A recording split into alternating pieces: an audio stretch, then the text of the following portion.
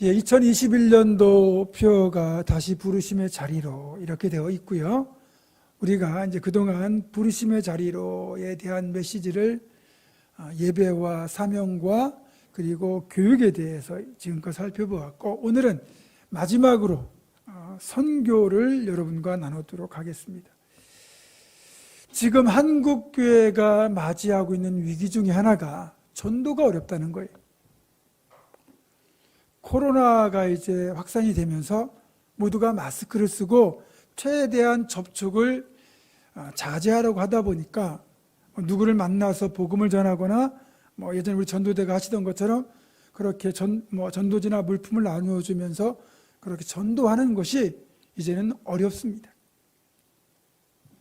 그것도 문제지만 아시는 것처럼 신천지를 포함한 일부 교회의 일탈 때문에 교회에 대한 사회 인식이 무척이나 악화되었다는데도 또 어려움이 예상됩니다. 또 최근에는 인터콥이라고 하는 선교단체가 경북 상주에 세운 BTJ 열방센터라는 곳을 중심으로 한 700명 가까운 신규 확진자가 발생이 되었습니다.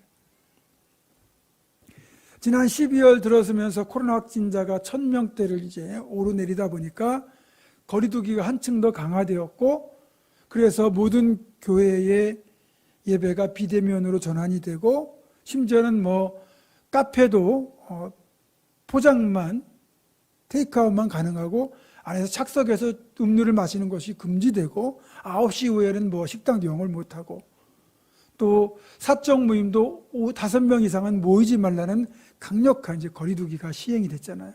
온 국민이 불편을 감수하고 또 손실을 감수하고 조금이라도 어쨌든 이 코로나를 좀 진정시켜 보려고 애를 쓰고 있는 마당에 인터콥은 그 BTJ 열방센터에 3,000명 이상 모이는 집회를 몰래 강행을 했습니다. 그것 때문에 또 코로나가 퍼지기 시작한 거예요. BTJ가 무슨 말인가 저도 처음에 몰랐어요. 그래서 찾아보니까 이 BTJ는 Back to 예루살렘, 그러니까 Back to 제루살렘이라는 이들의 종말론적 주장을 집약하고 있는 운동의 이니셜을 따가지고 BTJ, 그 다음에 열방을 향하여 선교한다. 그래서 BTJ 열방센터라는 곳을 이제 만들었는데, 이 내용의 이 운동의 내용을 좀 들여다보니까 이들의 주장은 그거예요. 이제 예루살렘에서 복음이 시작되었고 그게 유럽을 거쳐서 동쪽으로 왔잖아요. 그래서 한국까지, 동쪽의 끝인 한국까지 왔는데, 이제 다시 이 복음이 한반도로부터 시작을 해가지고 서쪽으로 중국을 지나서 이제 14시창이라고 하는 이슬람권을 지나서 최종적으로 예루살렘에 이르게 되면 종말이 완성된다.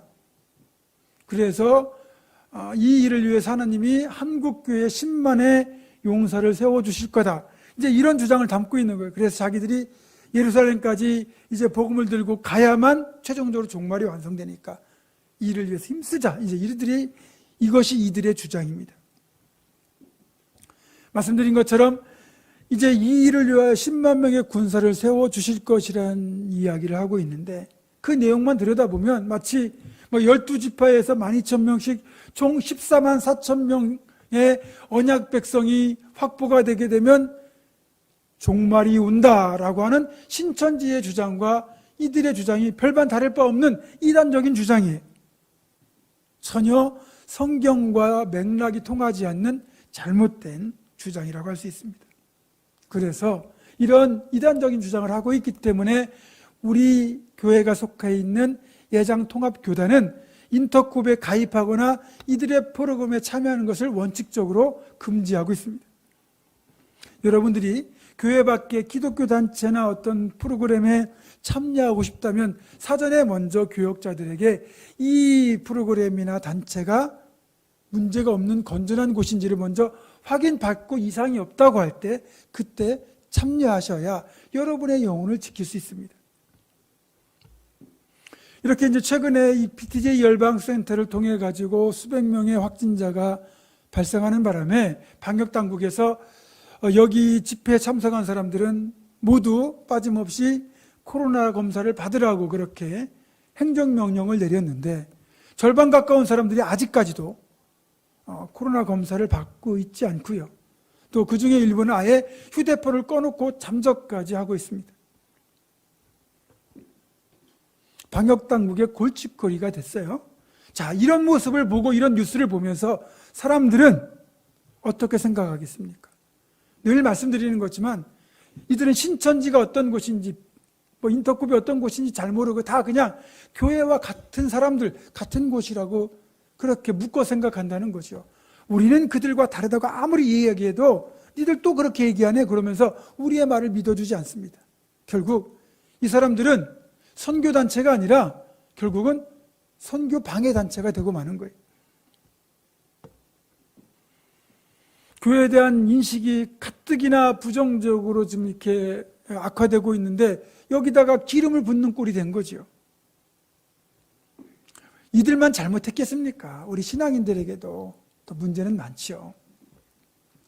우리 개인에게도 어찌 보면은 다 전도할 책임들이 있는데 전도는 못하더라도 전도의 문은 막으면 안 되잖아요. 방해하면 안 되잖아요. 그런데 우리의 삶의 내용이 잘못되면 예수 믿는다고 하는 우리 신앙인들이 잘못 살게 되면 믿지 않는 사람들이 우리 때문에 교회에 대한 부정적인 이미지를 갖게 되고 그리고 복음에 대하여 거부하는 일들이 생길 수 있다는 거죠.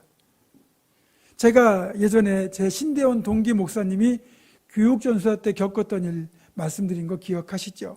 이분이 교육전사일 때 성남에 있는 모란시장을 지나고 있는데 사람들이 웅성거리고 있고 싸우는 소리가 들려서 가봤더니 나이가 지긋하신 여자 어르신 두 분이 정말 드자비를 하면서 입에 담지 못할 육두문자를 써가면서 정말 치열하게 싸우시더랍니다. 그걸 보고 있는 사람들이 감히 말릴 엄두를 못 내고 있는데 지나가던 아주머니 한 분이 용감하게 그분들 사이에 들어가서는 한 여자 어르신의 그 몸을 뜯어 말리면서 이렇게 말했다는 거죠. 집사님이 참아. 여러분, 이렇게 살면 전도가 되겠습니까? 세상 사람같이 그렇게 쌍시오 써가면서 욕하고 별로 예수 믿는 사람 표시가 안 나는 그런 망가진 삶을 살면 전도는커녕 전도의 문을 막아버리는 겁니다. 얼마 전에도 제가 코로나 이후에 각 종교에 대한 사람들의 이미지를 조사한 그런 여론조사 결과를 보여드린 적이 있잖아요.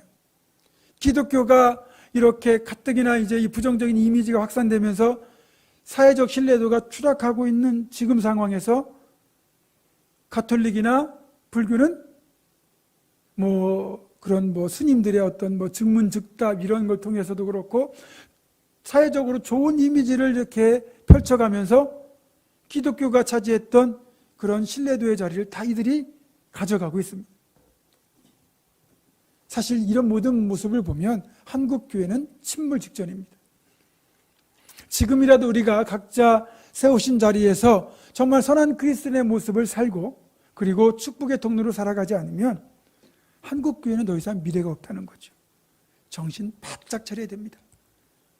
그리고 분명한 건 이렇게 교회에 대한 인식, 성도들에 대한 인식이 아무리 부정적이 된다 할지라도 그럼에도 불구하고 우리는 복음을 전하는 일만큼은 절대로 멈춰서는 안 된다는 거죠. 이런 사회적인 어떤 인식, 부정적인 현실을 우리가 직시하고 이제 우리가 전도를 하되 전도하는 방식을 재점검해야 된다는 거예요. 전도에 대한 패러다임, 선교에 대한 패러다임을 우리가 재점검해서 지금 이 시대에 맞는 방식으로 우리가 바꿔야 된다는 거죠. 물론 가장 원칙적인 것, 즉 선교는 지속되어야 된다는 것, 전도는 멈춰서는 안 된다는 사실은 우리가 기본적으로 인정합니다. 다만 복음을 전하는 방식을 우리가 바꿔야 된다는 거죠. 예전만 해도 우리가 예수천당, 불신족 이렇게 짧은 구호만 외쳐도 전도가 가능했고 실제 그 전도를 듣고 예수 믿는 분들이 계셨고요. 또 제가 10대까지만 해도 교회 한참 전도하던 방식 중에 하나가 뭐냐면 축구 전도입니다. 집집마다 찾아가서 대문을 두드리고 초인종을 눌러가지고 집주인이 나오면 그 사람 붙들고 전도지 나눠주면서 예수 믿어야 구원받는다고 복받는다고 우리가 그렇게 복음을 전했고 그래서 맺은 열매들도 적지 않게 있습니다. 그래서 지금은 그런 방식의 전도가 더 이상 통하지 않는 시대입니다. 종교를 믿을 자유도 있지만 안 믿을 자유도 있다 그러면서 개인의 자유를 지나치게 이제 강조하다 보니까 우리가 조금은 그 상대방을 불쾌하는 방식으로 복음을 전하면 그게 사회적 물의를 일으키고, 아파트 같은 곳에 들어가서 전도지라도 나눠주려고 그러면 뭐 경비실에 당장 달려와서 막지요. 그리고 이제는 뭐 아파트마다 출입을 하려고 해도 다 비밀번호 시스템이 돼 있어가지고 들어가기도 쉽지 않습니다. 어떻게 들어가서 전도지라도 돌리려고 그러면 벌써 신고가 들어가고 경비실에서 찾아와가지고 난리가 납니다. 이런 방식이 이제는 통하지 않는 시대가 된 거죠. 그렇다면 포기해야 되느냐? 아닙니다. 방식을 바꾸라고 말씀드렸죠. 그리고 세상은 그러면서도 우리를 지켜봐요. 니들이 정말 말하고 있는 대로, 전도하는 대로 살고 있느냐를 지켜본다는 거죠. 그래서 지금 이 시대에 가장 확실하게 떠오르는 대안은 뭐냐면 삶을 통한 생활 전도 방식. 이것만이 기독교에 대한 세상의 불신을 극복하고 사람들을 주님께 인도할 수 있는 유일한 방법이 되어가고 있다는 겁니다. 우리가 이제 복음을 전하는 걸 협의의 측면에서는 전도라고 불러요. 도를 전하는 거니까.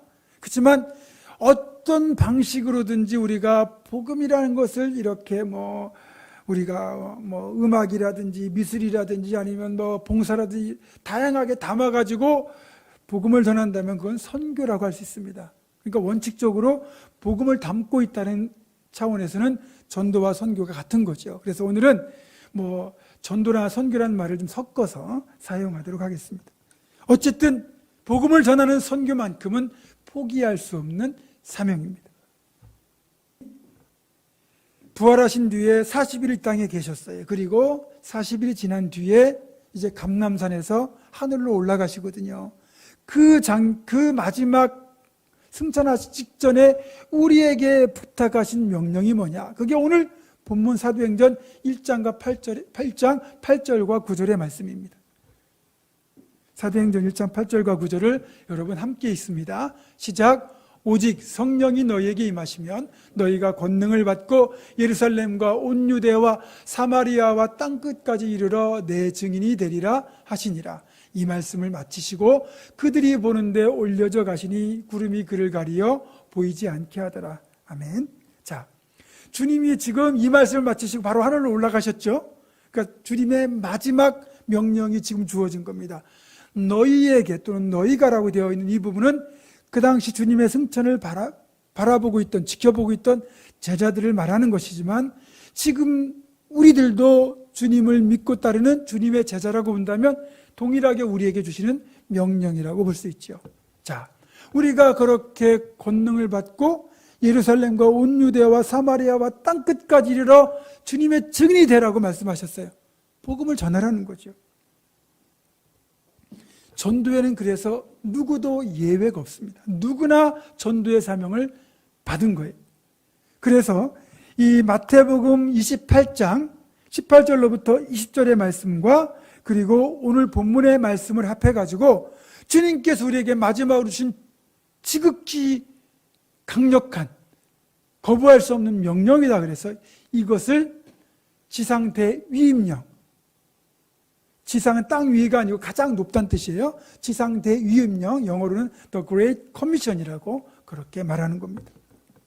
그만큼 복음을 전하는 선교는 주님께서 우리에게 특별히 당부하신 명령입니다. 자, 그래서 전도는 누구에게나 주어진 사명이에요. 그런데 전도가 이렇게 사명으로 주어진 것 말고도 우리가 주님의 제자라는 측면에서 살펴보면 제자는 어떤 존재입니까? 스승으로부터 배우고 익혀가지고 스승이 걸어갔던 길을 그대로 따라가는 사람들이 바로 제자 아닙니까? 그러면 스승이신 우리 주님이 이 땅에서 어떤 일을 하셨는가를 보면 우리의 행해야 될 일들이 보이겠죠. 자, 주님이 공생의 시작 첫 출발을 세례 요한에게 세례를 받으신 뒤에 비로소 이제 천국 복음을 전파하셨는데 그 장면이 마태복음 4장 17절에 나옵니다. 공생의 첫 장면입니다. 같이 읽습니다. 시작. 이때부터 예수께서 비로소 전파하여 이르시되 회개하라 천국이 가까이 왔느니라. 주님은 공생애를 전도로 시작하셨어요. 그리고 공생애 내내 전도에 힘쓰셨습니다. 자, 마가복음 1장 38절로 39절입니다. 같이 읽습니다. 시작. 우리가 다른 가까운 마을들로 가자. 거기서도 전도하리니 내가 이를 위하여 왔노라 하시고 이에 온 갈릴리에 다니시며 그들의 여러 회당에서 전도하시고 또 귀신들을 내쫓으시더라. 그러니까 주님은 공생애 내내 그렇게 전도에 힘쓰셨어요. 그래서 주님이 이 땅에 오신 목적을 전도를 위해서 왔다고 말씀하실 정도였고, 갈릴리 인근의 모든 마을에 다니시면서 그렇게 전도에 힘쓰셨어요. 또한 이 전도의 방법 중에 하나가 뭐냐면 잃어버린 양을 찾는데도 주님은 애쓰셨거든요. 자, 누가복음 19장 20절입니다. 읽습니다. 시작. 인자가 온 것은 잃어버린 자를 찾아 구원하려 함이니라. 주님은 잃어버린 양을 찾는데도 힘쓰셨는데, 그런 주님의 마음을 잘 표현한 것이 바로 잃어버린 것들의 비유 아닙니까? 그래서 누가복음 15장을 보면 잃어버린 양, 잃어버린 드라크마, 잃어버린 아들의 비유를 통해서 하나님은 잃어버린 영혼을 찾는데 그렇게 정말 마음을 다 쓰고 계신다는 걸 알 수 있고, 심지어는 양 100마리 중에서 한 마리를 잃어버리면 99마리를 들판에 두고 그 잃어버린 양 한 마리를 찾기까지 찾아다니지 않겠느냐, 그러시기까지 잃어버린 양을 찾는데도 주님은 마음을 기울이셨습니다. 그만큼 우리가 잃어버린 양을 찾는데도 힘써야 된다는 거죠. 그게 전도라는 겁니다. 다음으로 또 우리가 전도에 힘써야 되는 이유가, 우리가 신앙인이라는 것은 하나님의 자녀가 되었다는 뜻이고 하나님의 백성이 되었다는 뜻인데, 그러면 하나님의 자녀요 하나님의 백성인 우리들이 힘써야 해야 될 일이 뭐냐? 하나님이 어떤 걸 원하시는지 알고 하나님의 그 원하시는 대로 우리가 하나님의 마음을 시원케 해드리는 것, 그게 우리가 당연히 해야 될 일 아니겠습니까? 그러면 하나님이 원하시는 것, 하나님의 마음은 무엇이냐? 그걸 또 알아야 되겠죠. 하나님의 마음은 바로 디모데전서 2장 4절에 나옵니다. 자, 디모데전서 2장 4절을 또 같이 읽습니다. 시작. 하나님은 모든 사람이 구원을 받으며 진리를 아는 데 이르기를 원하시느니라. 아멘. 자, 하나님께서 원하시는 것, 하나님의 마음이 어떤 겁니까? 한 사람도 빠짐없이 모든 사람이 구원받는 것, 진리를 아는 데 이르기를 원하시는 것이 하나님의 마음이래요. 하나님의 마음이 이렇다면 당연히 우리가 또 한 사람이라도 구원하기 위하여 전도해야 되겠죠. 이런 하나님의 마음을 그 누구보다 잘 알고 있던 바울 사도는 자신의 평생을 하나님의 마음을 기쁘시게 하기 위하여 복음을 전하는 선교에 바쳤습니다. 그러면서 영적인 믿음의 아들인 디모데를 포함한 우리들에게 이렇게 부탁했습니다. 디모데후서 4장 2절입니다. 같이 읽습니다. 시작. 너는 말씀을 전파하라. 때를 얻든지 못 얻든지 항상 힘쓰라. 범사에 오래 참음과 가르침으로 경책하며 경계하며 권하라. 아멘. 자, 말씀을 전파하는데 때를 얻을 때도 전파하고 때를 못 얻을 때도 그래도 전파하라는 거예요. 그러니까 전도는 쉬지 말아야 된다는 거죠. 결론적으로 전도는 때를 얻든지 못 얻든지 항상 힘써야 하는 겁니다. 이것을 다르게 표현하면 이런 뜻인 것 같아요. 우리가 전도하지 않으면 이 땅에 죽어가는 영혼들을 구원할 다른 방법은 없다는 거예요. 가만히 앉아있다가 갑자기 복음을 듣고 예수를 영접하는 일은 있을 수 없다는 거죠. 누군가 전해줘야 예수님에 대해서 알 것이고 그래야 믿을 거 아닙니까? 우리가 모태신앙을 제외하고는 여러분도 누군가의 전도를 받아서 교회에 나오게 되었잖아요. 그리고 우리가 이렇게 제자로서 복음을 전하고 하나님의 마음을 알기에 복음을 전하다 보면 디모데후서 4장 2절의 말씀처럼 때를 얻을 때도 있지만 못 얻을 때도 있어요. 그러니까 복음이 잘 먹힐 때도 있겠지만 복음을 전혀 받아들이지 않고 복음이 튕길 때도 있을 거예요.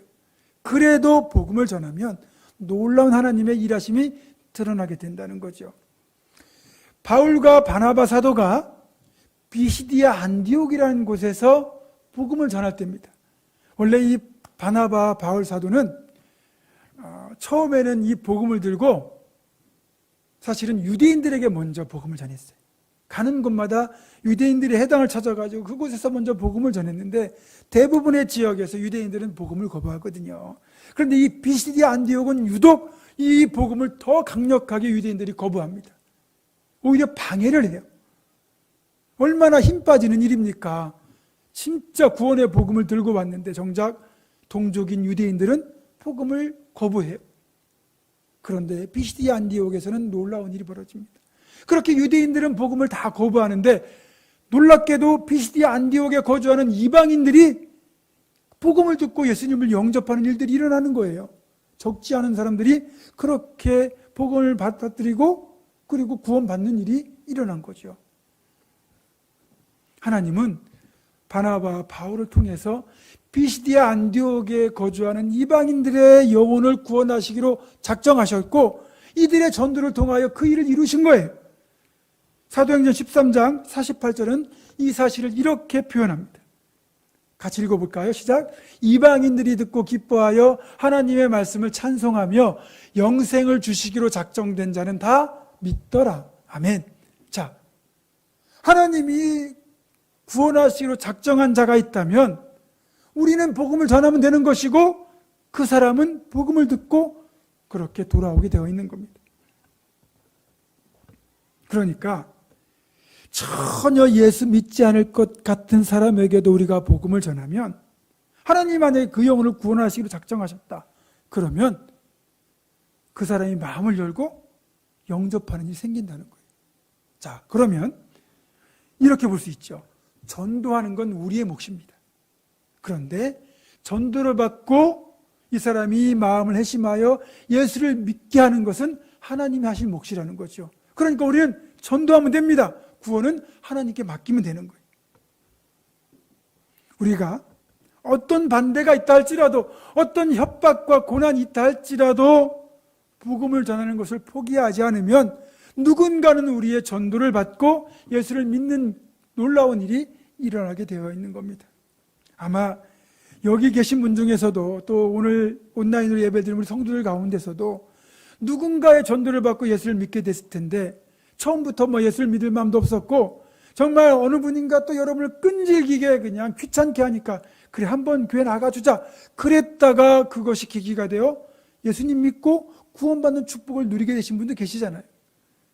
하나님이 다 우리가 전도하면 그렇게 일하시게 되어 있습니다. 자, 그래서 오늘 우리가 회복해야 될 네 번째 부르심의 자리가 바로 선교의 자리인데 제가 오늘 설교의 제목을 선교와 섬김, 부르심의 자리로 네 번째 선교와 섬김으로 결정한 목적은 이유는 어디에 있느냐? 자, 앞에서 말씀드린 것처럼 우리가 복음을 들고 복음을 전하는 방식을 이웃을 섬기는 방식으로 그렇게 전하자. 그래서 선교와 섬김으로 묶어서 말씀을 드리는 겁니다. 자, 우리가 복음을 전하는 건 사실은 어떤 의미에서 보면 최고의 섬김, 최고의 사랑 표현입니다. 왜냐하면 이 사람은 죽을 수밖에 없는 영혼이에요. 그런데 우리가 복음을 전해서 예수님을 영접하면 구원받잖아요. 그러면 이 사람은 영생을 선물로 받아요. 천국을 선물로 받아요. 우리가 비싸고 좋은 선물 누군가에게 주면 선물하면 기분도 좋겠고요. 그렇죠? 그 사람이 참 좋아하겠죠. 그렇지만 그 선물과 천국과 비교할 수 있겠습니까? 그 가치는 비교 자체가 불가능합니다. 그러니까 우리가 복음을 전해서 그 사람이 예수를 믿게 된다면 우리는 천국을 선물하는 것이고 이 땅 어떤 곳과도 비교할 수 없는 최고의 선물을 그 사람에게 전달해 준 겁니다. 그러니 최고의 선물을 줬으면 그게 최고의 섬김이고 최고의 사랑 표현 아니겠습니까? 그래서 이런 걸 여러분, 섬김은 최고의 전도가 되고 반대로 또 전도가 최고의 섬김이 된다는 사실을 우리가 잊어서는 안 됩니다. 앞으로 우리가 복음을 전할 때 또 선교지에 나갈 때도 이런 마음 자세로 복음을 전하고 선교지에 나가야 됩니다. 절대로 내가 목이 뻣뻣한 상태에서는 복음을 전하면 복음이 받아들여지지 않아요. 주님께서도 복음을 말로만 전하신 게 아니에요. 섬김을 통해 전하셨어요. 자신의 눈높이를 그들의 눈높이까지 낮추셨고, 그래서 주님 곁에는 가난한 자들, 또 세리와 창기 같은 죄인들까지 그렇게 다 찾아올 수 있었고, 주님은 사랑으로 다 그들을 품어주셨어요. 그래서 복음의 열매가 맺혀진 거고, 또 그 당시 나병이나 이런 불치병에 걸린 사람들은 다 저주받은 사람들로 여겨졌거든요. 그런데도 주님은 친히 그들의 몸에 손을 대시면서 그들을 끌어안으셨어요. 그렇게 복음을 전하셨기 때문에 주님이 공생의 사역을 하는 동안 전도의 열매를 많이 맺을 수 있었던 거죠. 제가 앞에서도 인터콥의 문제점을 말씀드렸지만, 이들의 선교 방식도 참 문제점이 많습니다. 이들이 가지고 있는 선교의 열정 하나는 우리가 인정해야 돼요. 그런데 선교 방식에 문제가 있습니다. 이들이 이제 선교하는 주 대상이 소위 말하는 북위 14, 10창, 그러니까 이 이슬람 국가들이 주로 북위 10도에 40도 사이에 위치한 나라들이거든요. 그런 이슬람권의 선교는 일반적인 지역의 선교와는 그 방식이 많이 다릅니다. 워낙 이슬람권은 그들의 이제 이 율법이 강력하기 때문에 다른 종교로 개종하는 걸 허용하지도 않고, 다른 종교를 전하다가는 자칫 사형을 당하거나 추방을 당하거나 뭐 엄청난 불이익을 당합니다. 그래서 현지에 파송된 우리 교단이나 다른 교단의 선교사들이요, 어떤 식으로 선교를 하느냐, 자신이 선교사라는 걸 드러내지 않아요. 그들 속에 섞여 살면서 짧게는 몇 년, 길게는 몇십 년 동안 그들과 인간적으로 친밀한 관계를 맺으면서 조금씩 복음을 집어넣습니다. 그래서 한 영혼씩 한 영혼씩 그렇게 예수 믿도록 하는 거거든요. 그렇게 하고 있는데 이들은 이런 선교지에 단체로 몰려가가지고 뭐 전도 집회를 하고 성경을 나눠주고 막 그렇게 시끄럽게 합니다. 그러면 이들이 왔다 간 뒤에 어떤 일이 벌어지겠어요? 이게 뭐야? 이게 무슨 일이야? 그러면서 이 기독교에 대한 탄압이 점점 더 심해지고 선교사들의 손발을 다 묶어버리는 겁니다. 그래서 그동안 열심히 애써서 사람들의 마음을 움직여 왔는데 그만 이들을 만날 수도 없고, 그리고 마음을 열던 이들이 마음을 닫아버립니다. 그러니까 선교지에 나가서 수고하시는 선교사들을 돕는 게 아니라 선교사들의 선교를 방해하는 꼴이 돼버리는 거예요. 앞에서 말씀드렸지만 이런 방식의 선교는 선교를 돕는 게 아니라 선교를 완전히 방해하는 겁니다. 이런 선교의 방식도 문제고 전도의 방식도 어쨌든 우리가 이제는 전환할 때가 되었다는 거죠.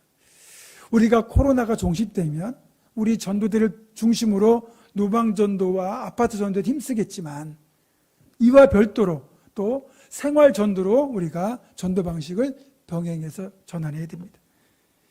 그것은 철저한 섬김의 삶을 통해서 생활 전도를 해야 되는 거예요. 섬김과 봉사가 없는 전도는 이제는 열매 맺기가 어렵습니다. 우리 개신교 이야기는 아닙니다. 여러분도 잘 아시는 가톨릭 신부셨던 이태석 신부님의 이야기, 지금은 돌아가셨지만 아프리카의 남수단에서 활동하셨던 이태석 신부님의 이야기를 책과 영화로 만들었잖아요. 그래서 그 책과 영화의 제목이 울지마 톤즈입니다. 이분은 이제 의대를 졸업하고 인턴 과정을 수료한 뒤에 의사의 길을 걸어간 게 아니고 사제의 길을 걸어가기 시작해서 사제 서품을 받은 뒤에 20년 넘게 내전에 시달려가지고 힘들어하는 아프리카의 남수단 톤즈라는 마을로 들어갑니다. 그곳에서 학교와 병원을 세우고 그곳에서 그렇게 성직자로 또 의사로 이 사람들을 섬기기 시작해요. 이곳에 사역하는 동안 얼마나 열심히 잘 섬겼는지 이 톤즈 사람들의 목사, 의사, 또 선생님, 그리고 최종적으로는 아버지로 불릴 정도로, 그리고 쫄리라는 애명으로 불렸는데, 애칭으로 불렸는데, 어쨌든 이곳에서 선한 영향을 끼치게 됩니다. 그렇게 8년을 사역했는데 짧다면 짧고 길다면 길 수 있는 이 시간 속에 이들에게 미친 영향이 워낙 크거든요. 그러다가 이분의 나이가 48살 됐을 때 그만 대장암에 걸려가지고 제대로 치료도 받지 못하고 결국 하늘나라로 가게 됩니다. 이태석 신부가 돌아가셨을 때 이 톤주 사람들이 이태석 신부의 장례를 치르면서 눈물을 펑펑 흘리거든요. 여기에서 울지마 톤주라는 제목이 유래된 겁니다. 왜냐하면 이 톤주 사람들은 그 가족과 가축을 지키기 위해서라면 죽음도 불사르지 않는 아주 강인한 용맹함을 자랑하는 딩카족 사람들인데, 이들은 눈물을 흘리는 걸 최고의 수치로 여긴답니다. 그래 아무리 아프고 힘들어도 절대로 눈물을 흘리지 않아요. 그런 톤주 사람들이 이태석 신부가 죽었다고 했을 때 눈물로 장례식을 치르잖아요. 그만큼 이태석 신부가 이들에게 끼쳤던 영향력은 말할 수 없고요. 그만큼 많은 열매를 맺은 거죠. 얼마 전에 뉴스를 보니까 이태석 신부의 그 톤주 제자 중에 하나가 한국으로 유학 가서 의대를 졸업하고 의사고시 합격했다고 그렇게 기사가 나왔어요. 이런저런 열매들이 이태석 신부를 통해서 많이 맺히게 되었는데, 그 스님 한 분이 이렇게 인터뷰를 했다고 그래요. 사실 이 영화를 보고 신도들이 개종할까 봐 보여주는 것을 망설였다 라고 말할 정도였다고 그래요. 실제로 울지마 톤주라는 책과 영화를 통해서 안 믿던 사람들이 가톨릭에 대해서 굉장히 긍정적인 인식을 품게 되었고, 실제로 가톨릭으로 개종하는 일이 많아졌다고 그러잖아요. 여러분, 굳이 예수 믿으라고 하지 않아도 우리가 정말 주님의 사랑을 담은 섬김으로 잘 섬기면 그게 전도가 되는 겁니다. 그것이 선교가 되는 겁니다. 우리 교회는 코로나가 확산되기 전까지 반찬 나눔으로 어려운 어르신들을 섬겼습니다. 혼자 계신 분들에게 우리가 주기적으로 반찬을 만들어 가지고 찾아가서 그걸 나눠드렸어요. 근데 반찬이 얼마나 도움이 되겠습니까? 그런데 찾아가신 분들이 그분들을 찾아뵙고 이야기도 들어드리고 이렇게 관계를 맺다 보니까 이분들이 이제 그게 좋고 고마우신 거죠. 그래서 이제 미안한 마음에 어쨌든 교회 한두 번 나오시다가 정말 또 교회 따뜻한 환대와 또 예배 속에서 주님을 만나게 되고, 그래서 세례받고 구원받는 일이 우리 교회에도 적지 않게 있었잖아요. 우리가 전도를 목적으로 가는 것이 아니라 진짜 이분들 그냥 섬기려는 순수한 마음으로 반찬 나눔을 한 건데, 그것이 이분들에게는 섬김이 됐고 그것이 복음을 전하는 좋은 결과로 이어졌어요. 앞에서 말씀드렸지만 우리가 아무리 비싸고 좋은 걸 준들 천국을 선물하는 것과 비교가 되겠습니까? 천국을 선물하면 그게 영원한 생명으로 이어지기 때문에 선물 중에서도 최고의 선물입니다. 자, 우리가 최고의 선물을 준다면 그게 최고의 사랑이자 최고의 섬김 아니겠습니까? 지난 12월 24일 날 우리가 성탄 선물 꾸러미를 나눠드릴 때 거기에 전도 대상자 카드를 넣어드렸어요.